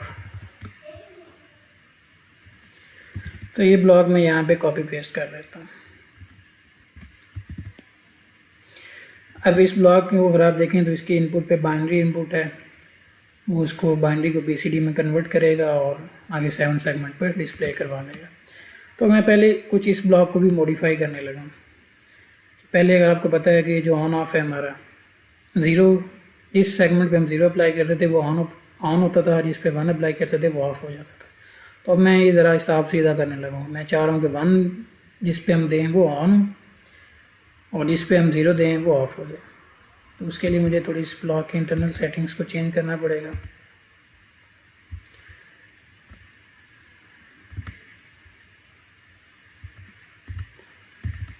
तो यहाँ पे इसका जो सेटिंग्स है, तो अगर मैं जस्ट जो अपना एस ऑन ऑफ जो इनपुट है उसका 1's कॉम्प्लीमेंट ले लूँ तो वो 1 पे ऑन होना शुरू हो जाएगा और 0 पे ऑफ होना शुरू हो जाएगा। 1's कॉम्प्लीमेंट को एस ऑन ऑफ हमारी 8 बिट की वैल्यू है, तो 8 बिट अगर आप 8 टाइम 1's लिखें और उसको उसमें से माइनस कर दें तो 1's कॉम्प्लीमेंट आता है। तो 8 टाइम 1's को 255 कहते हैं, डेसिमल में 255 वैल्यू बनती है। इट मीन्स कि एस ऑन ऑफ को अगर 255 में से मैं माइनस करूं तो ये एस ऑन ऑफ का 1's कॉम्प्लीमेंट है। इसी तरह अगर DP ऑन ऑफ को भी करेक्ट करना चाहूँ कि 1 रिप्रेजेंट करे ऑन को और 0 रिप्रेजेंट करे ऑफ को, तो मैंने जस्ट यहाँ पे एस ऑन ऑफ का 1's कॉम्प्लीमेंट ले लिया और यहाँ पे भी DP ऑन ऑफ का 1's कॉम्प्लीमेंट ले लिया। तो अब मैं जो यहाँ पर इसको क्लोज कर देता हूँ। अब जो 7 सेगमेंट कंट्रोलर है, अगर अभी 0 है तो इट मीन ये सारे सेगमेंट्स ऑफ हैं। अगर मैं सारे 255 कर दूँ तो इट मीन सारे सेगमेंट्स ऑन हो जाएंगे। तो अब ये तरतीब सीधी हो गई है। ओके जी, तो अब सारे DP पॉइंट्स को मैंने ऑफ करना है, तो मैं यहाँ पे 0 कर देता हूँ।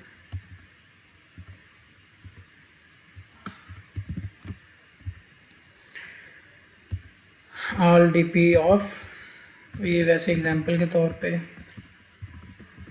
अब 0 पे ऑफ है क्योंकि हमने कोड के अंदर इनपुट वेरिएबल का 1's कॉम्प्लीमेंट ले लिया है। अब यहाँ पर हमने कुछ सेटिंग्स करनी है। During the voting process only total vote count should be visible on 7 segment display. जब वोटिंग हो रही है सिर्फ टोटल वोट काउंट डिस्प्ले हमें आना चाहिए। तो वो टोटल वोट काउंट हमारे पास अगर मैं आपको 7 सेगमेंट्स दिखाऊँ तो FPGA बोर्ड पर 8 7 सेगमेंट्स अवेलेबल हैं।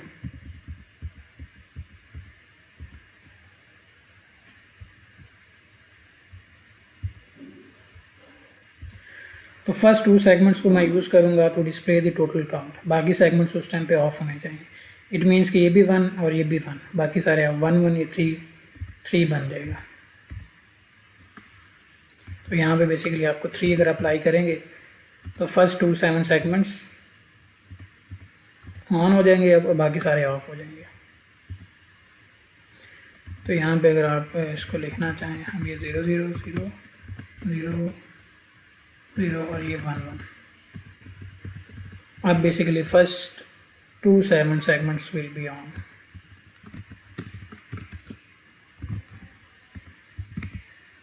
ओके, ये तो मैंने अब इस ब्लॉक की जनरल सेटिंग्स की।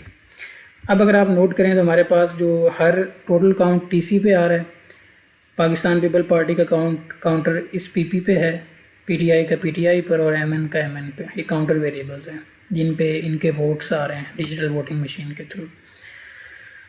तो अब मैंने during the voting process just TC को डिस्प्ले करवाना है और इसकी बाइनरी इसकी डेसिमल वैल्यू डिस्प्ले करवानी है। और इसी तरह ये जो सेगमेंट्स हैं PP, PTI और MN, ये बाइनरी वैल्यूज़ पे, ये PP, PTI, TC और MN ये बाइनरी वैल्यूज़ हैं। तो इनको पहले मैं बाइनरी से कन्वर्ट करूँगा डेसिमल में और डेसिमल से कन्वर्ट करके इसको डिस्प्ले करवा लूँगा। तो उसके लिए मैं क्या करने लगा हूँ जी, इस ब्लॉक को भी मैं बाहर निकालने लगा हूँ और यहाँ पे उसकी जगह इनपुट इन ब्लॉक यूज़ कर रहा हूँ। SS ऑन ऑफ, और इसको मैं यहाँ पर इसकी बाय इनपुट बना देता हूँ।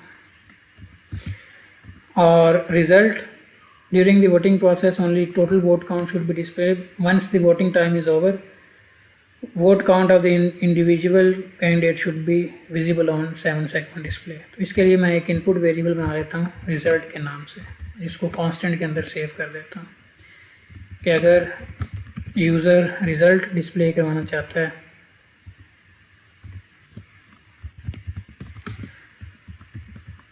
ये जस्ट 1 बिट का एक वेरिएबल बनाया रिजल्ट, ये भी इनपुट होगा।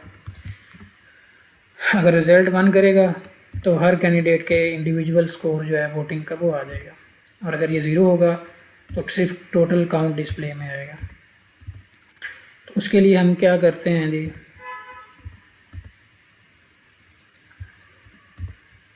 मैं यहाँ पर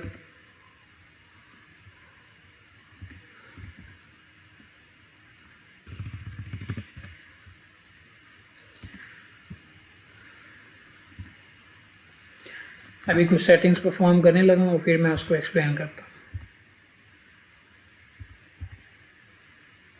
बिट कंकैटिनेट,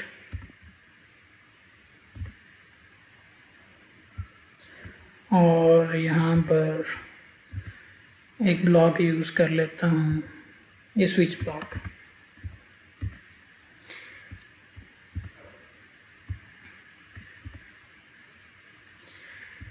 सबसे पहले मैं इसकी 4 इनपुट्स कर रहा हूँ।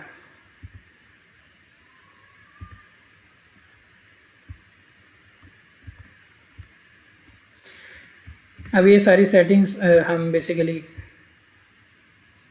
टोटल काउंट को 7 सेगमेंट के ऊपर डिस्प्ले करवाने के लिए और इंडिविजुअल पार्टीज़ के काउंट को 7 सेगमेंट पे डिस्प्ले करवाने के लिए कर रहे हैं। इंडिविजुअल पार्टीज़ का स्कोर उस टाइम पर डिस्प्ले में आएगा जब आप रिज़ल्ट को हाई करेंगे, रिज़ल्ट इनपुट को ये स्विच के तौर पे एक्ट करेगा, और रिज़ल्ट को 0 करेंगे तो जस्ट टोटल काउंट डिस्प्ले में आना चाहिए। तो अब मैं ये जो बाइनरी टू डेसिमल ब्लॉक है इसको भी यहाँ से हटा रहा हूँ, और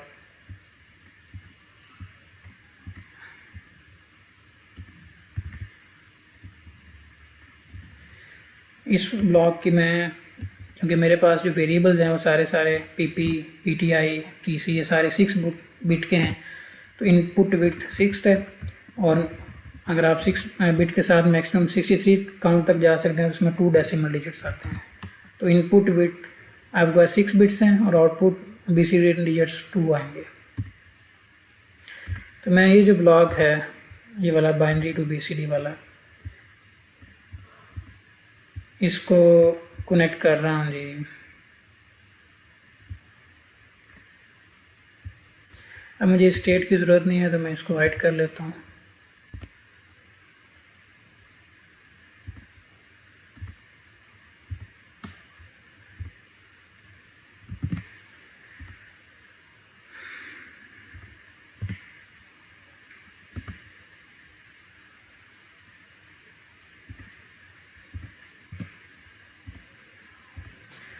तो इसको मैं इधर कनेक्ट कर रहा हूँ जी हर पीटीआई के साथ।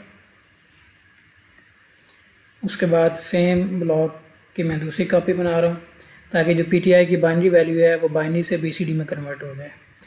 इसके बाद मैं इसको कर रहा हूँ फर्स्ट करें एमएन के साथ, और इसके बाद इस ब्लॉक की तीसरी कॉपी बनाई और हम इसको कनेक्ट कर रहे हैं जी पाकिस्तान पीपल पार्टी की वैल्यू को बाइनरी से बीसीडी में कन्वर्ट कर रहे हैं। और फाइनली इस ब्लॉक को हम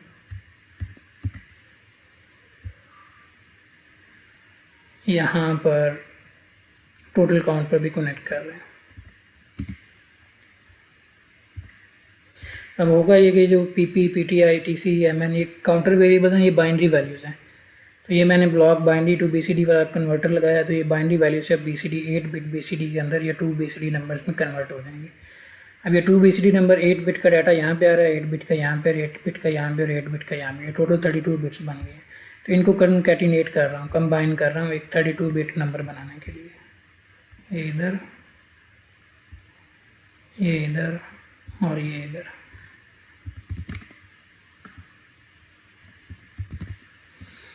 और इसको मैं यहाँ पर अभी अप्लाई करूँगा थोड़ी और सेटिंग्स करने के बाद। तो ये स्टेप बेसिकली हम क्या कर रहे हैं कि जो अपने बाइनरी आउटपुट काउंटर वेरिएबल्स हैं उनको BCD के अंदर कन्वर्ट कर रहे हैं और उनको कंकैटिनेट कर रहे हैं। और यहाँ पे मैं एक मक्स ब्लॉक लगाने लगा हूँ इधर,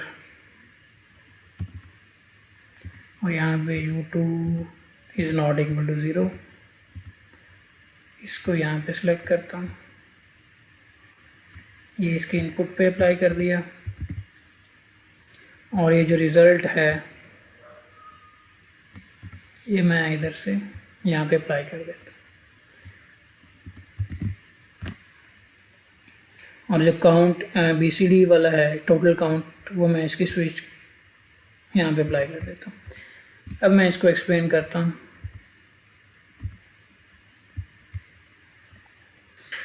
अब ये देखें, अगर हमारा रिज़ल्ट यूज़र रिज़ल्ट्स को डिस्प्ले करवाना चाह रहा है तो रिज़ल्ट इनपुट पे 1 करेगा।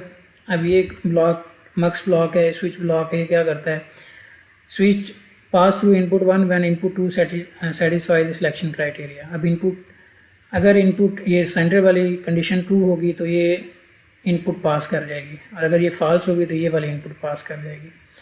अब अगर यूज़र रिज़ल्ट्स को डिस्प्ले करना चाह रहा है तो ये सेंट्रल इनपुट पे अप्लाई किया, ये नॉट इक्वल टू 0 है, तो उस टाइम पे ये वाली इनपुट पास कर जाएगी कि सारे इंडिविजुअल पार्टीज़ का स्कोर और टोटल काउंट ये सारे बाइनरी पे डिस्प्ले में आ जाएंगे यहाँ पे। और अगर ये 0 है तो इट मीन्स कभी वोटिंग चल रही है, तो उस टाइम पे ये 0 इज़ नॉट इक्वल टू 0, ये कंडीशन फॉल्स हो जाएगी, तो उस टाइम पे जो टोटल काउंट वैल्यू है TC वेरिएबल वो यहाँ पे डिस्प्ले में आ जाएगा, क्योंकि इस मक्स के ब्लॉक के आउटपुट पे यहाँ पे TC आ जाएगा। तो अगर ये रिज़ल्ट इनपुट 1 होगी तो ये सारी जो काउंटर वेरिएबल्स हैं TC, PTI, PP और MN यहाँ पर डिस्प्ले में आ जाएंगे।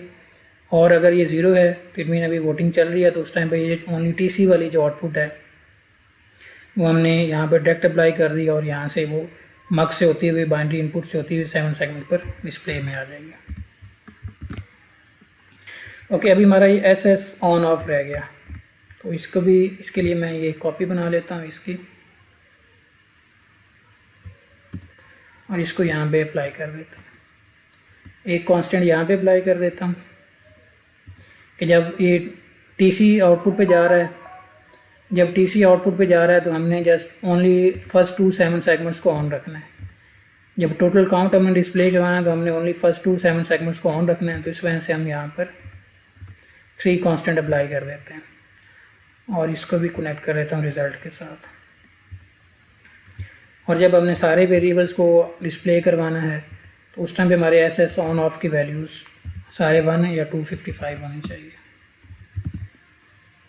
तो यहाँ पे मैं लिखता हूँ S7 सेगमेंट 1 2 ऑन, कि इस कंडीशन पे 7 सेगमेंट 1 2 ऑन होंगे, और इसका मतलब ये है 255 का मतलब ये है कि ऑल SS ऑन।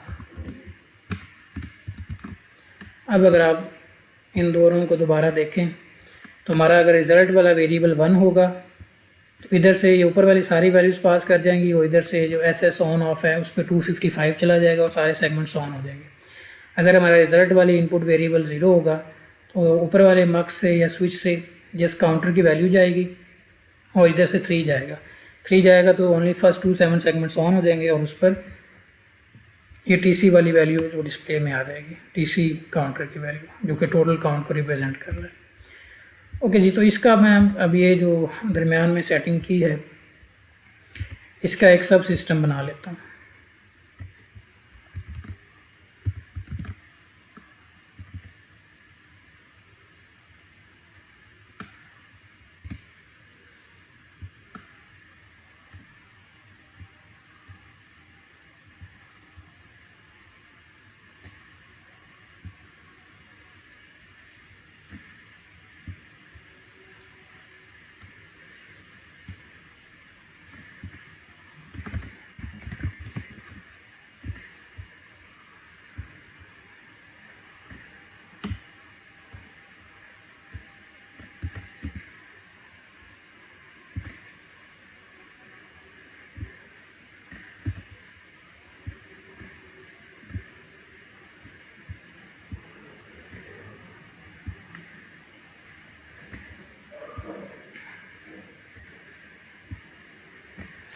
तो ये जस्ट थोड़ी सी अरेंजमेंट सीधी कर रहा हूँ।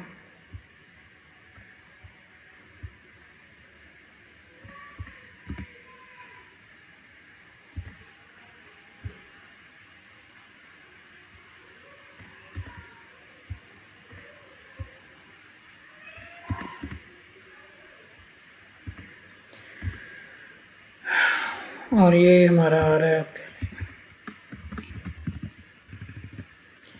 BCD डाटा और इसकी विड्थ है 32 बिट।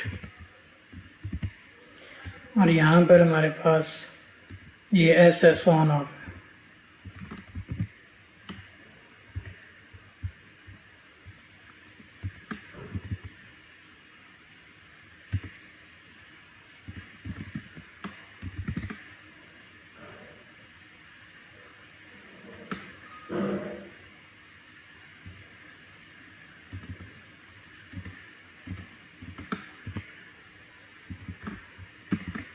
तो ये SS ऑन ऑफ जो कंट्रोल सिग्नल है उसकी वैल्यू यहाँ से आ रही है। ओके, जो तो अब हमने ये सिस्टम जो सब सिस्टम है इसको सब सिस्टम में कन्वर्ट कर दिया। अब हमें इस ब्लॉक की आउटपुट की भी ज़रूरत नहीं है।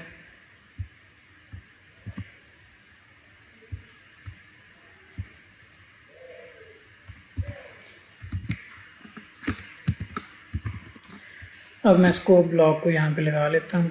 उसकी 4 आउटपुट्स होनी चाहिए।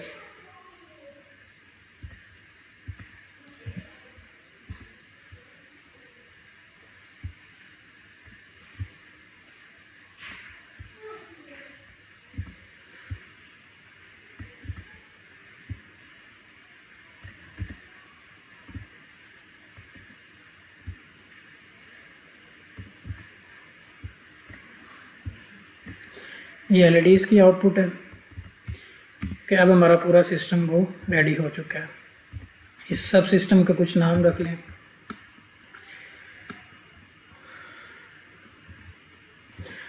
तो इसमें मैं बाइनरी टू BCD कन्वर्जन हो रही है और SS या 7 सेगमेंट का कंट्रोल हो रहा है। तो मैं ये इस ब्लॉक का सब सिस्टम का नाम रख देता हूँ। ओके जी, तो अब ये हमारा सारा जो सिस्टम है ये रेडी है फाइनल कोड जनरेशन के लिए।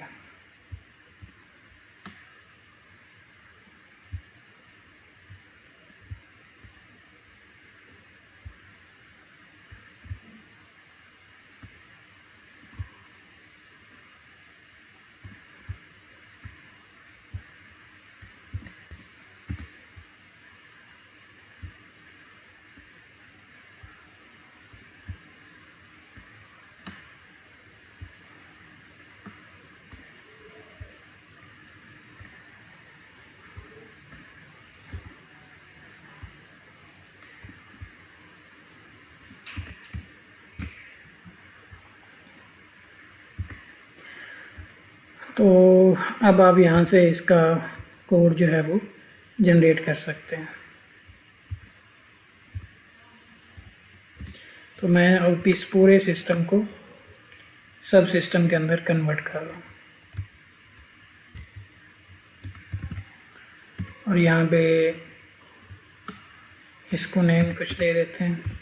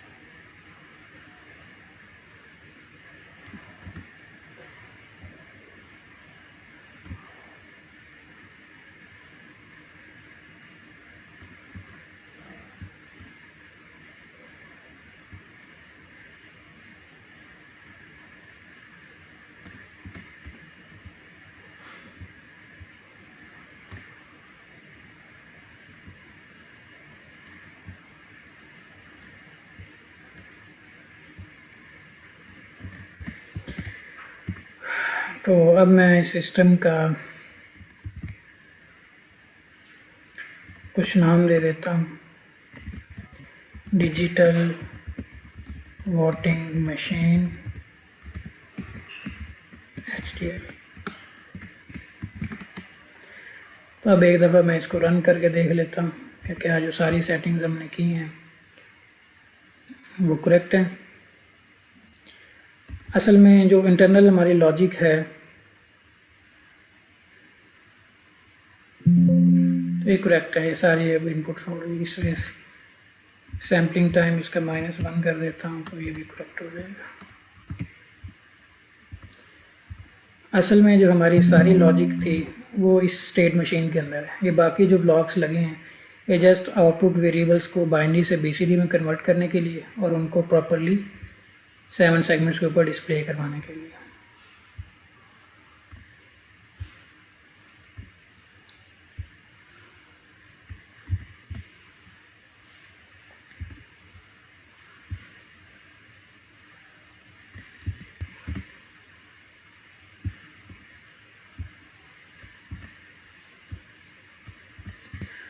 ओके जी, तो अभी हमारा सारा सिस्टम जो है वो रेडी है इसका कोड जनरेट करने के लिए। तो सबसे पहले हम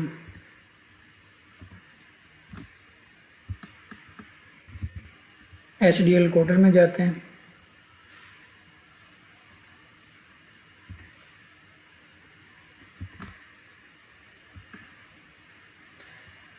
यहाँ से VHDL को वेरीलॉग करते हैं, रिपोर्ट जनरेशन में जाते हैं, ट्रेसेबिलिटी रिपोर्ट सेलेक्ट कर लेते हैं और अब हमने क्योंकि कोड जनरेट करना है तो मैं एक्चुअल जो क्लॉक है वो 100 मेगाहर्ट्ज़ की क्लॉक है FPGA बोर्ड पे, तो उससे जो सैम्पलिंग पीरियड बनेगा 1 ओवर 100 मेगाहर्ट्ज़ बनेगा, वो सेट कर लेता हूँ।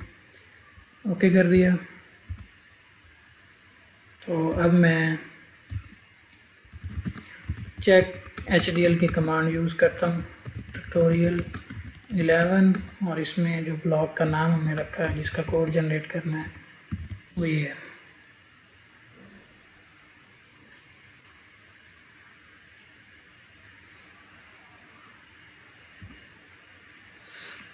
ओके तो कह रहा है कि chart execute chart initial must be turn on. Okay ji, इस FSM के अंदर एक सेटिंग एरर है, कह रहा है कि आपने इसके सेटिंग में जाना है, चार्ट प्रॉपर्टी, और इसको क्लिक करना है। कि इसको कर दिया, दोबारा चेक कर लेते हैं।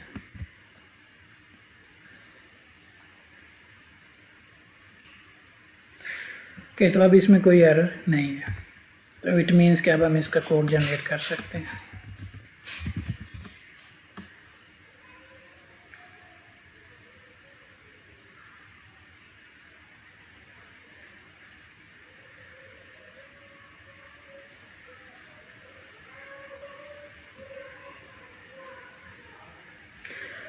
तो हमारा वेरीलॉग कोड जितना भी हमने मॉड्यूल्स वगैरह लगाए हैं सबका जनरेट हो चुका है। ये टॉप लेवल मॉड्यूल है, इसके अंदर सारे इंस्टेंशिएट किए हुए हैं।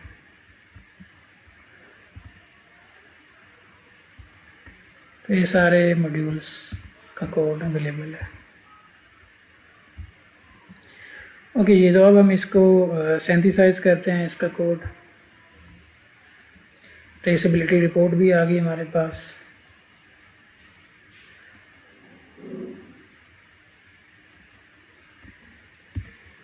अब क्योंकि कोड जनरेट हो चुका है तो अब मैं अपना इसका वाडो प्रोजेक्ट क्रिएट करता हूँ।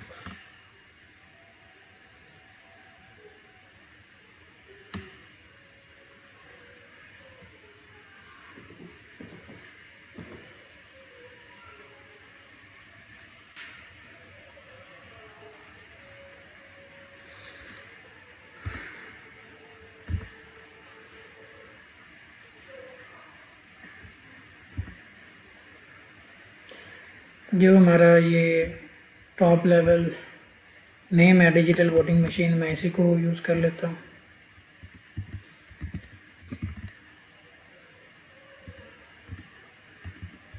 कॉपी पेस्ट, और इसको यहाँ पर ये इसका पाथ है। नेक्स्ट कह रहा है फाइल जिसमें ऐड करें, तो ये फाइल्स हमारी सारी यहाँ पे आ चुकी होंगी। तो इसकी फ़ाइल्स को मैं सॉर्ट कर लेता हूँ बाय टाइप, और ये सारी वाइलॉग कोडिंग की फ़ाइल्स इसके लिए जनरेट हुई हैं, और यहाँ पर मैं इसको पेस्ट कर देता हूँ,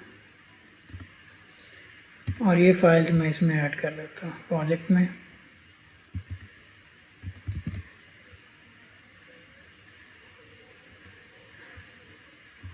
नेक्स्ट यहाँ से अपने डिवाइस सेलेक्ट करें, FPGA बोर्ड,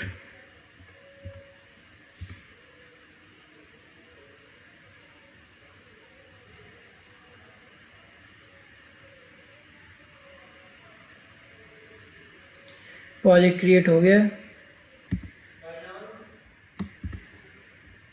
तो ये मेरी टॉप लेवल फाइल है। तो अब मैं कंस्ट्रेंट फाइल ऐड करता हूँ।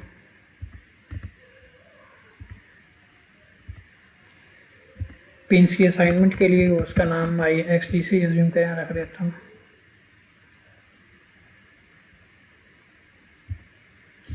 तो ये MyXDC फाइल है। तो इसमें से क्योंकि 7 सेगमेंट वाला पोर्शन इसके इनपुट और आउटपुट्स में है, तो मैं किसी पुराने ट्यूटोरियल से उठा लेता हूँ। फर्ज करें MyXDC ट्यूटोरियल नंबर 5 की जो फाइल है, यहाँ से कॉपी,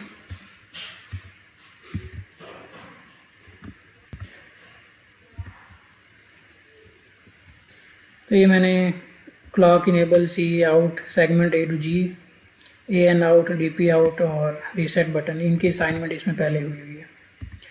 बाकी जो एक्स्ट्रा इनपुट्स हैं हमारे पास, वो स्टार्ट एंड स्टॉप है। तो इसको मैं स्विच 1 पे कनेक्ट कर देता हूँ।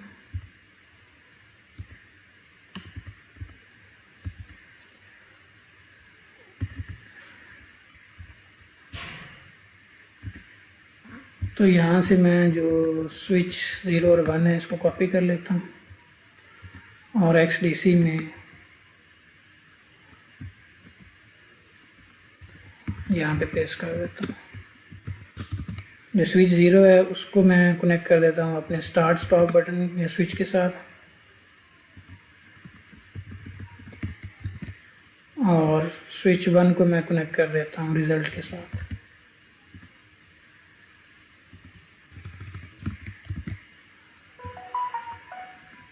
अब LEDs हैं, ये 12 बिट की आउटपुट थी, ये देखें 11 से 0 12 बिट। तो इसको मैं LEDs की जो यहाँ से LEDs 0 से 11 तक कॉपी कर लेता हूँ, उन पे LEDs को कनेक्ट कर देता हूँ यहाँ पर।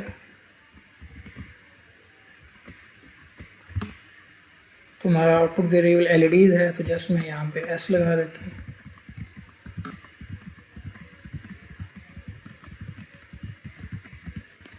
ये S बन गया, LEDs भी कनेक्ट होगी। उसके बाद हमारा कौन सी स्विचेस रह गए, SMN, SPP, SPTI। तो मैं पुश बटन के साथ कनेक्ट करूँगा। तो पुश बटन्स मेरे यहाँ पे हैं, तो इनमें इनको कॉपी कर लेता हूँ।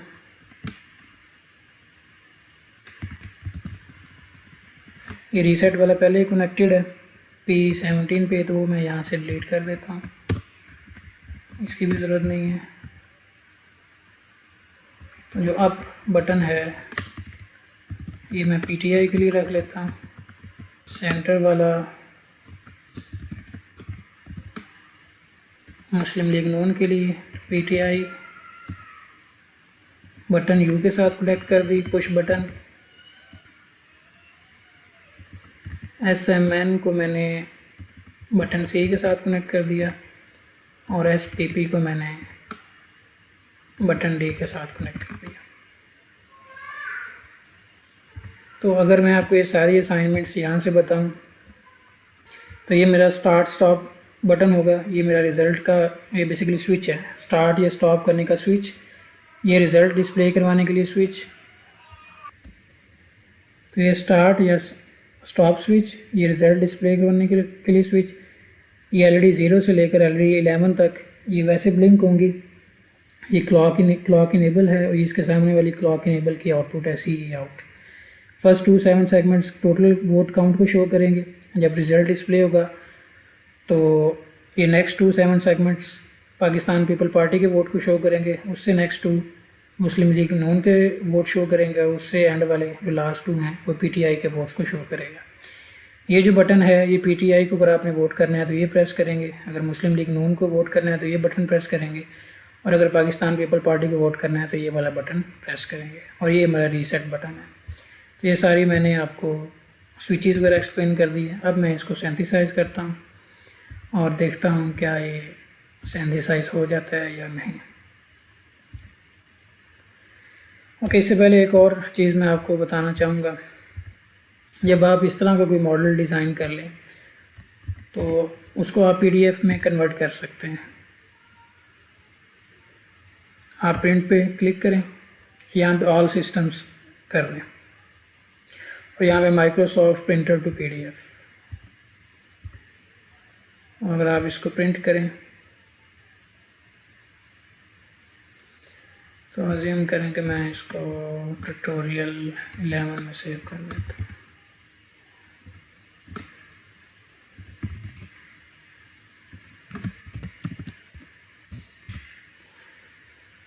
तो ये जितना भी सिमुलिंक मॉडल के अंदर आपने जो कुछ भी डिज़ाइन किया है उनके सिस्टम्स और इंटरनल कोड्स वगैरह वो पीडीएफ फॉर्म में सेव हो जाएंगे।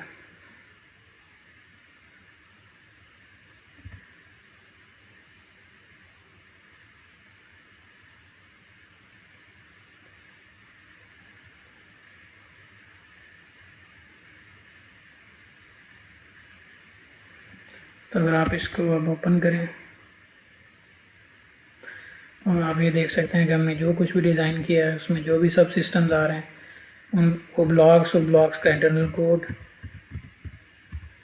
स्टेट मशीन्स, जो भी कोडिंग जिस ब्लॉक की जो भी इंटरनल लॉजिक है वो आपको पीडीएफ फाइल में मिल जाएगी। तो ये भी एक अच्छी अप्रोच है कि आप अपना जो भी मॉडल डिज़ाइन करें उसको इस तरह पीडीएफ फॉर्म में सेव कर लें। ओके, अभी हमारी जनरेशन बिटस्ट्रीम फाइल जनरेट हो रही है।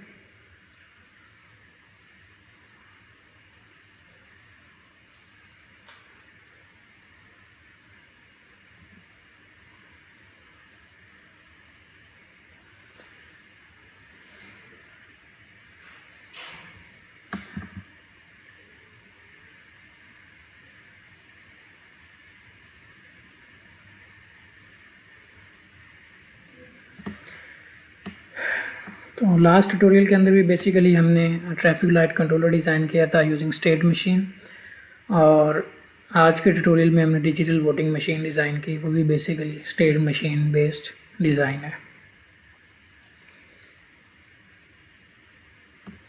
और स्टेट मशीन्स हमने डिज़ाइन की using HDL coder state flow.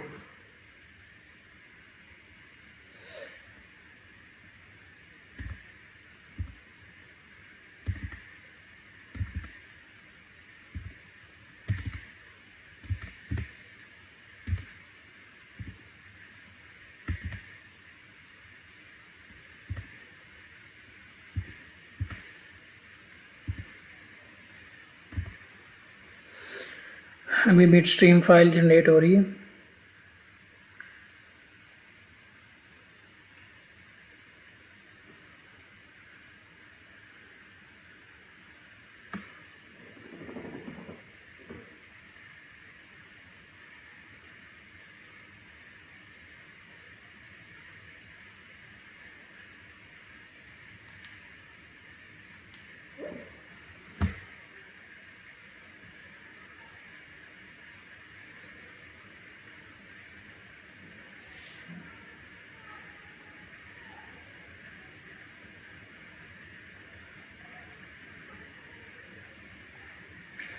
तो bit stream file generated successfully. तो नेक्स्ट आपको बताया कि मैं अपना एफिलिएट बोर्ड कनेक्ट करूँगा, ओपन हार्डवेयर मैनेजर पर क्लिक करूँगा और बिट स्ट्रीम फाइल को इसके अंदर लोड कर दूँगा, और नेक्स्ट वीडियो एज़ यूजुअल मैं मोबाइल से रिकॉर्ड करके वो बनाकर अपलोड करूँगा। तो अगर आप इस सिस्टम की स्कीमेटिक डायग्राम देखना चाहें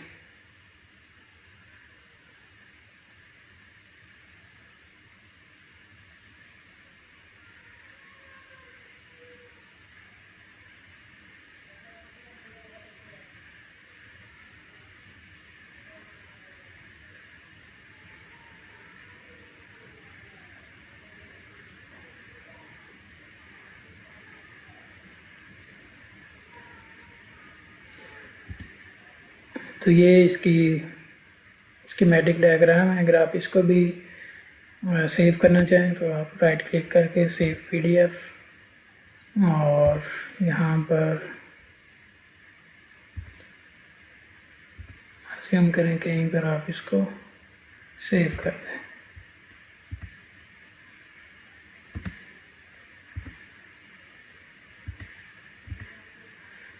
तो ये है जी स्कीमेटिक इसकी जो Xilinx ने जनरेट की है।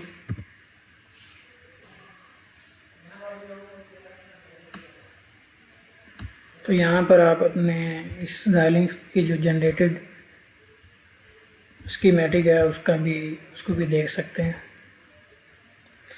अब ये देखें, यहाँ पर जो सिंगल क्लॉक पर्सल का प्रॉक है वो सारे स्विचेस पे कनेक्टेड है। आगे इनकी जो आउटपुट है वो आगे डिजिटल वोटिंग मशीन में जा रही है। आगे बाइनरी टू बीसीडी कंट्रोल, ये जो हमने डिज़ाइन किया था, और उसके बाद ये 7 सेगमेंट कंट्रोलर।